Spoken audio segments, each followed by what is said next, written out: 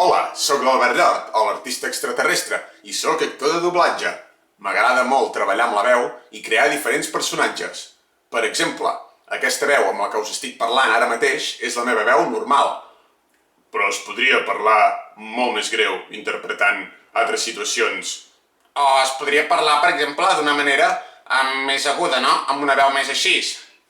O amb una veu més oberta, donant-li més ressonància, més amplitud, Seria un altre tipus de personatge.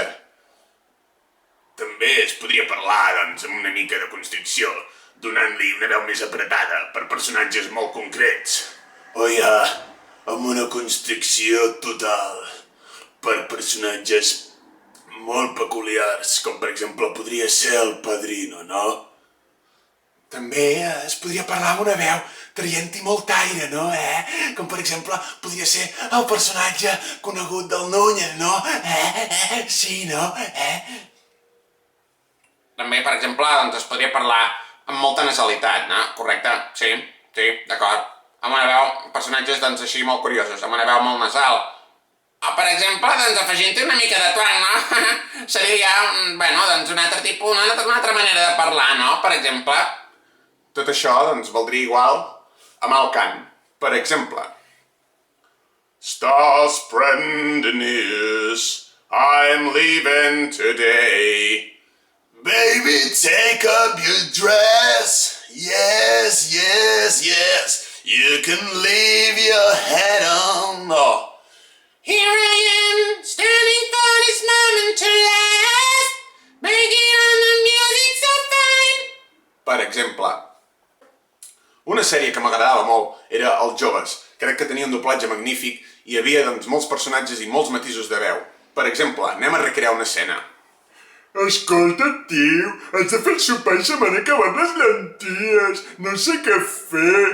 Ah, sí, Nil? Se t'han acabat les lenties, Nil? I ara què farem, Mira que ets burro, Nil. Esteu començant a fartar, Us fotreu una pallissa tots si no foteu el sopar ara mateix.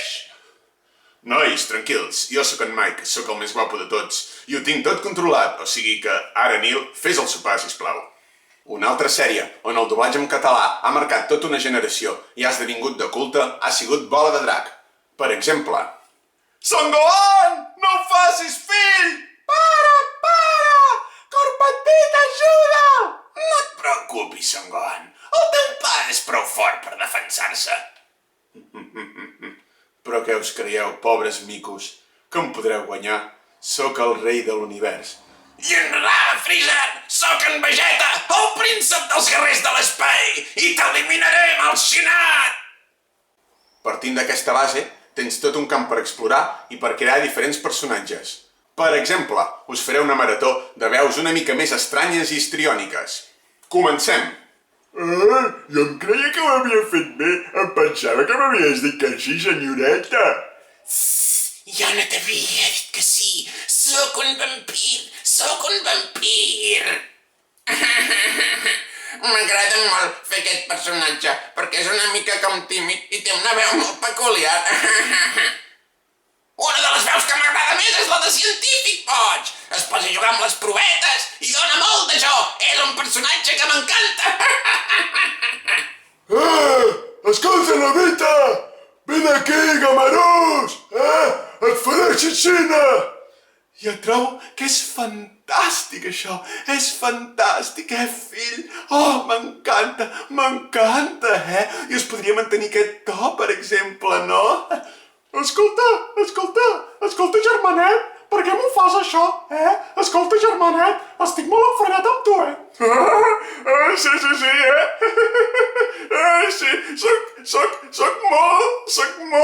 No sé com definir-me, no? Una veu molt així, no? Un personatge una mica estrany, un personatge una mica estrany, Priscila? Ui, et seduiré, soc molt atractiu. Oh, sí? Ets molt atractiu? És una veu com, per exemple, fa la senyora Doubtfire, querida. Una veu així molt suau, Una veu així com de iaiona. Una dolça iaiona. O una veu més així. Una veu molt inexpressiva, per exemple, doncs una persona molt que li agraden molt les coses subtils i subliminals, no? O una veu més de robot, una veu més neutra, una veu més neutra de robot, per exemple. Una veu més de nen, Una veu més de nen, oi que sí? Que sembla més de nen aquesta veu? Una veu més... Ai, em sembla que m'he emocionat ara. Em sembla que m'he emocionat. Un personatge molt estrany, amb una veu molt així, vale, tio? Amb una veu molt nasal, extremadament nasal. Un personatge que, per exemple, doncs no sap dir la S, no? També doncs surten molt els dibuixos d'aquests personatges.